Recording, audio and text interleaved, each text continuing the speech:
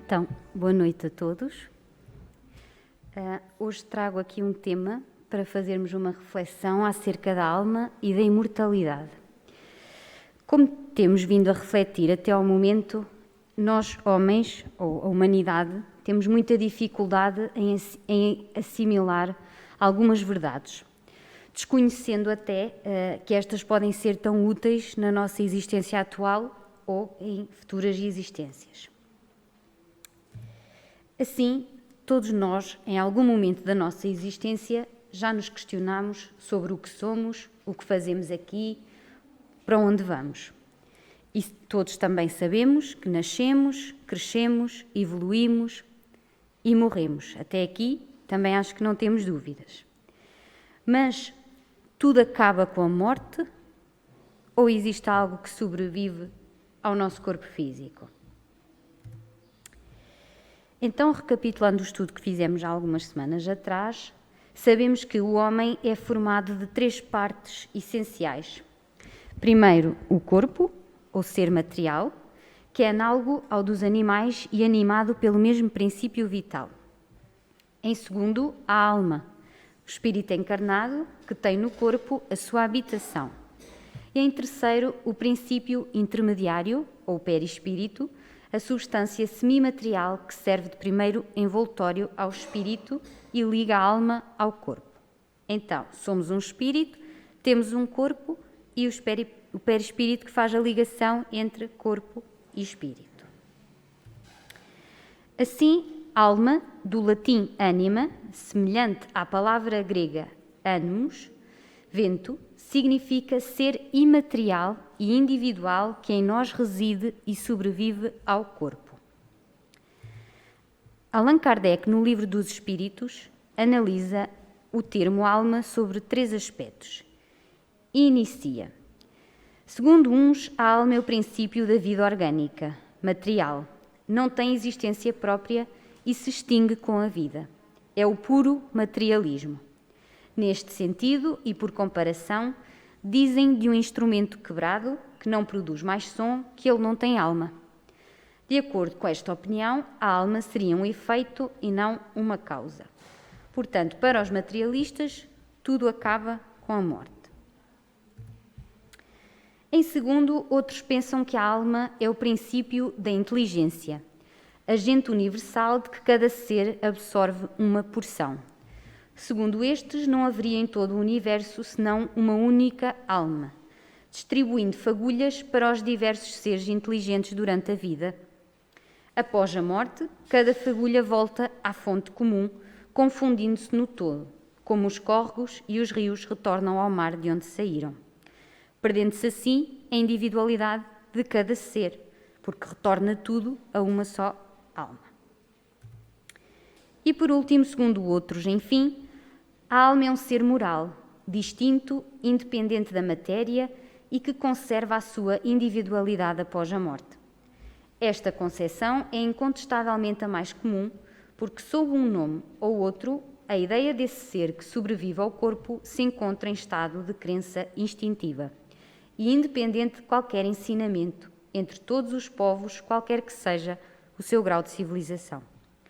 Essa doutrina, para a qual a alma é causa e não efeito, é a dos espiritualistas. Portanto, a alma sobrevive à morte do corpo físico. Haveria necessidade, nestas 3 ideias apresentadas, de termos 3 palavras diferentes para exprimir cada uma destas ideias.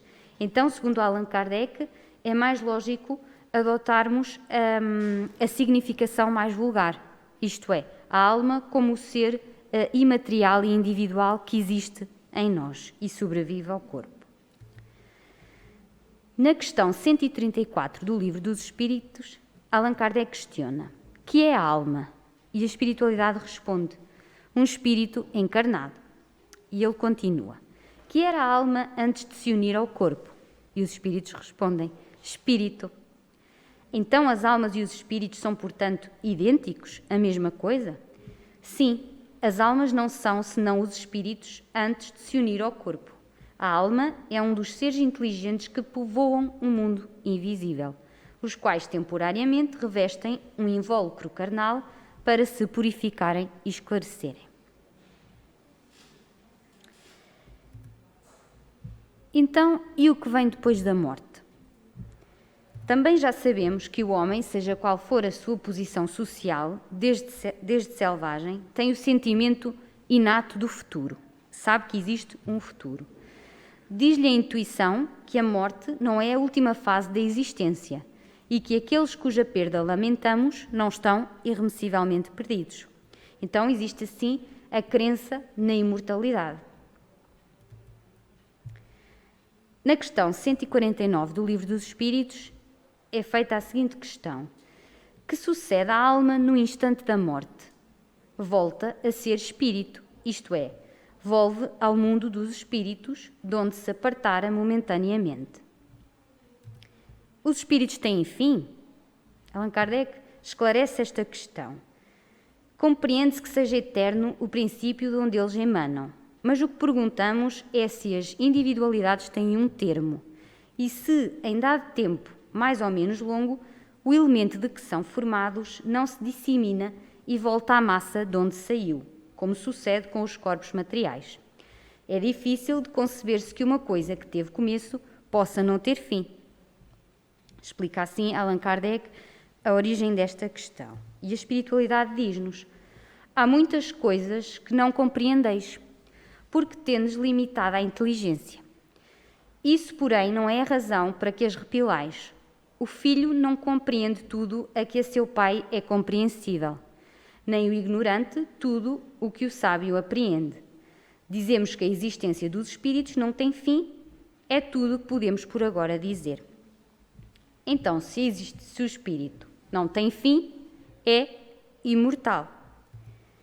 O termo imortalidade exprime assim a noção essencialmente positiva da vida sem fim, daquilo que não é submetido à morte. Sabemos que a crença na imortalidade é antiga e não sabemos onde teve a sua origem, mas já no tempo de Sócrates e Platão, diz-nos no âmbito da filosofia, estes acreditavam na imortalidade, incluindo Sócrates, tem a seguinte expressão: a alma é insuscetível de destruição, é ela que vivifica o corpo, traz consigo a vida onde aparece, não recebe a morte, é imortal. Portanto, não quer dizer que a crença na imortalidade tenha surgido daqui, mas sabemos onde é que ela foi buscar esta, digamos assim, esta tendência do que poderá ser a imortalidade. As próprias culturas e religiões dão os seus contributos. Por exemplo, o hinduísmo afirma que a alma, ou a essência espiritual do indivíduo, é eterna. O budismo, que a vida depois da morte é um problema sobre o qual nada pode ser dito. O catolicismo, que a vida depois da morte está inserida na crença de um céu, de um inferno e de um purgatório. Um dogmatismo religioso, que também já analisámos aqui, não é?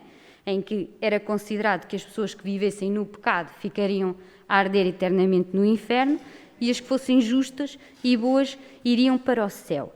E mais tarde a ideia de um purgatório, um sítio, um local, não é? Onde estariam os que não fossem nem menos bons, nem tão maus assim. Uma ideia que já desconstruímos e analisamos, uma vez que o pai não permitiria que seu filho que vivesse eternamente no pecado ficasse a arder eternamente no fogo do inferno, não é? Assim, podemos dizer que hoje convivemos com duas crenças: a do materialismo, que nega a existência da alma após a morte, e a do espiritualismo, que a comprova. Para o espiritismo, a vida espiritual é a vida normal. A vida corpórea é uma fase temporária, em que o espírito se reveste de um envoltório material e de que se despe por ocasião da morte.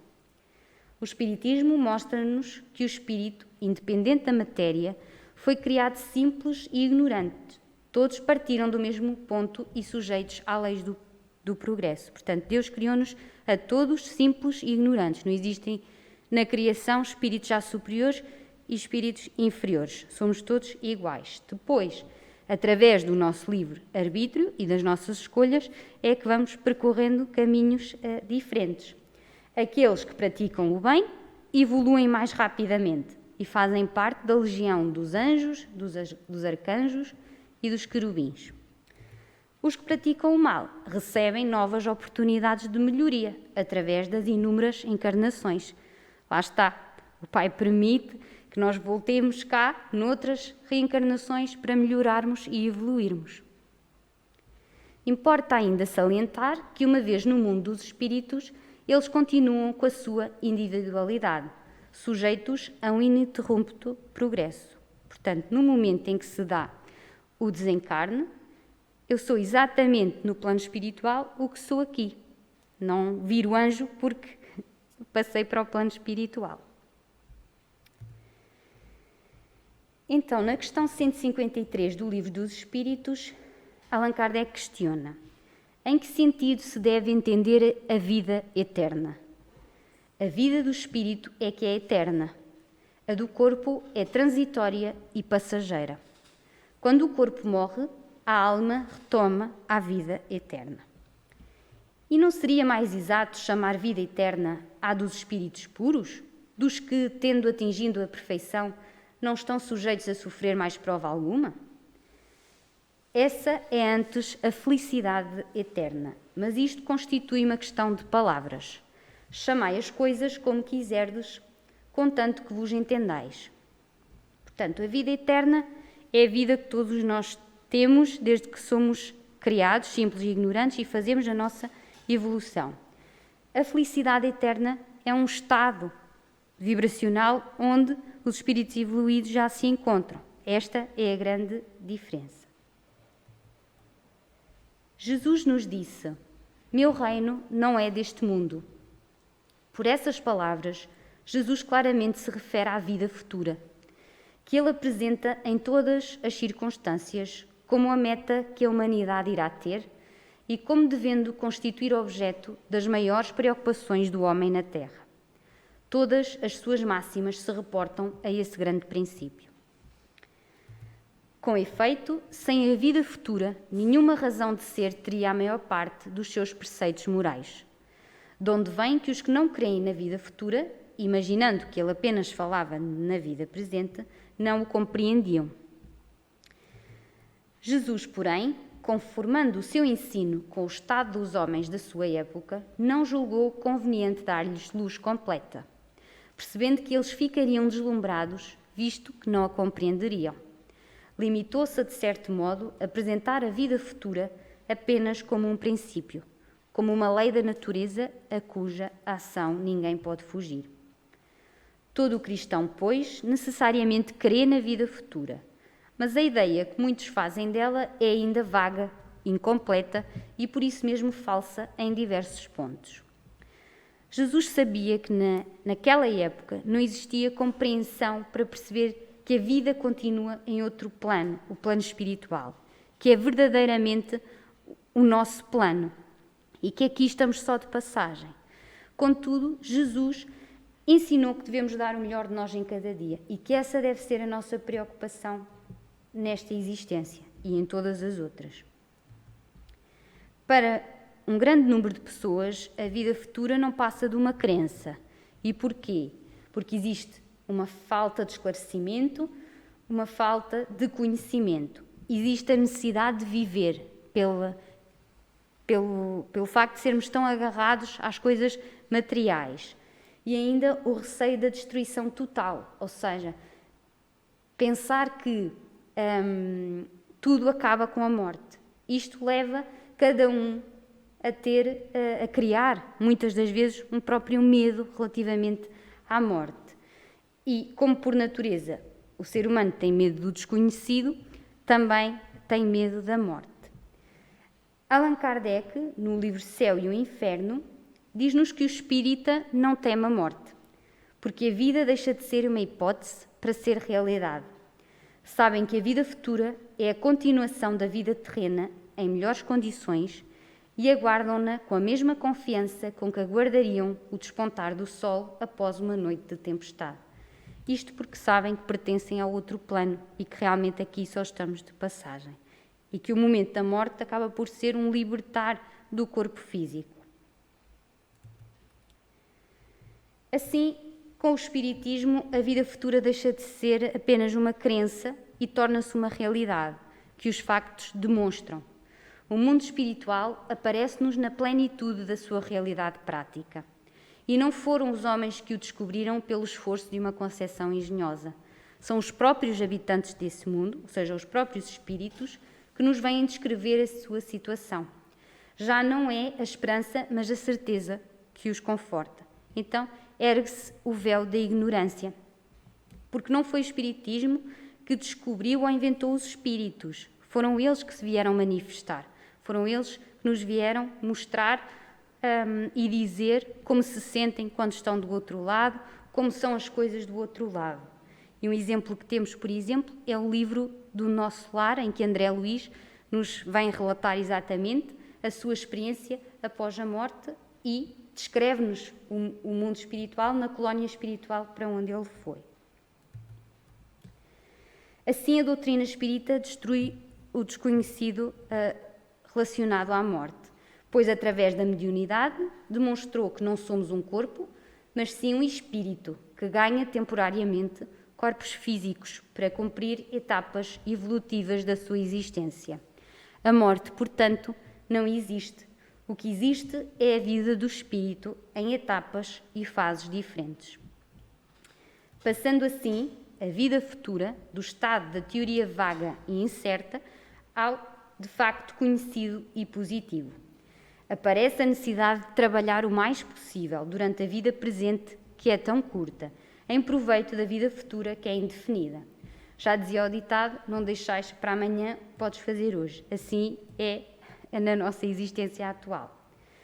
Com a certeza do futuro, o homem espera e se resigna. Com a dúvida, perde a paciência, porque nada espera do presente. Desta forma, concluímos que a imortalidade da alma é uma das mais importantes revelações para a humanidade, pois através dela nos asseguramos da realidade do futuro e da certeza de atingir a perfeição a que todos nós estamos destinados. Pelas luzes da terceira revelação, a imortalidade da alma oferece-nos um estímulo permanente à nossa transformação para o bem e confiança num futuro muito melhor, porque tomar consciência que somos imortais faz-nos melhorar no nosso dia-a-dia, sermos melhor do que fomos ontem e amanhã sermos melhor do que fomos hoje. Prevalecendo o nosso aprendizado e as nossas conquistas espirituais após o túmulo, só nos resta batalhar pela implantação do bem e do amor em nós mesmos, para o nosso equilíbrio e a felicidade no porvir. A imortalidade da alma é um facto concreto. Cabe-nos, assim, com o auxílio das explicações racionais do Espiritismo, pautar a nossa vida segundo os ensinamentos morais deixados por Jesus, ele que é o nosso modelo e guia. Obrigada pela vossa atenção, agradeço a oportunidade de ter estado aqui e com a esperança de vos ter elucidado um pouquinho mais com o tema.